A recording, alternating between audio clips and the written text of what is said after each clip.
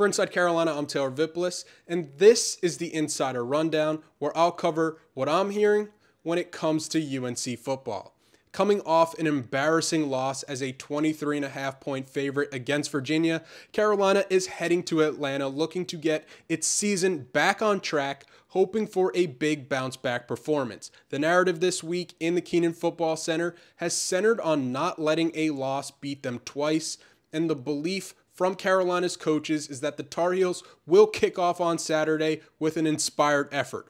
Too much talk goes into the Virginia loss and how a loss like that could affect a team when it's mostly fans and media that continue to talk about it in the lead up to the next game. The players, on the other hand, came in Sunday ready to learn from their mistakes and move on, wanting to get the bad taste of defeat out of their mouth. And despite Pro Football Focus giving out his best grade of the season to date, the consensus around UNC is that Drake Maye appeared shook from the start against Virginia, stemming from an inability to feel comfortable in the pocket, leading to off-target throws with hurried footwork and a tendency to drift backwards. One thing I've been consistent in saying this season is that the biggest thing that could handcuff Carolina's overall success was a mediocre at best offensive line and their pass protection potential to keep Maye clean. All things considered, Maye is staying poised as best as he can and making a lot of big-time throws,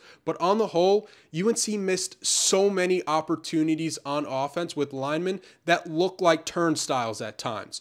You look at the film of the last play, and UNC's left tackle gets beat without even putting a hand on the edge rusher. Maye gets hit as he throws, the ball flutters in the air, interception, and that's your ball game. Your tackle gets even a hand on the defensive end there, and Bryson Nesbitt is wide open for a big completion, continuing the drive. At this point, it is a legit concern for Carolina and something that could put a damper on where the team wants to get to. The other aspect that could curb any enthusiasm towards UNC's goal of playing in Charlotte for a conference championship is the defense reverting back to its 2022 form.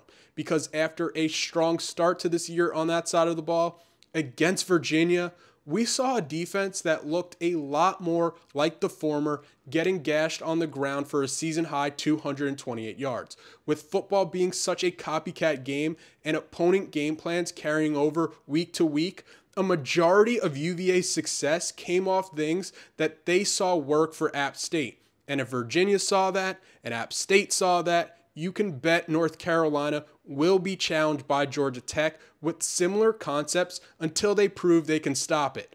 To counter that, the point of emphasis this week for the coaching staff has been winning the time of possession battle and seeing if UNC's offense can take pressure off the defense by controlling the game with their tempo. It's no coincidence that the two games UNC has lost the time of possession battle by 5 or more minutes were a double OT win that took everything in them against App State and a humbling loss to Virginia. The move from Phil Longo to Chip Lindsey at offensive coordinator signaled Mac Brown's want for units that would complement each other better, and that'll be the quickest way for how Carolina can right the ship. We'll see if they can accomplish that and more this weekend under the lights in Bobby Dodd Stadium. In the meantime, stay tuned to Inside Carolina for all the latest leading to kickoff.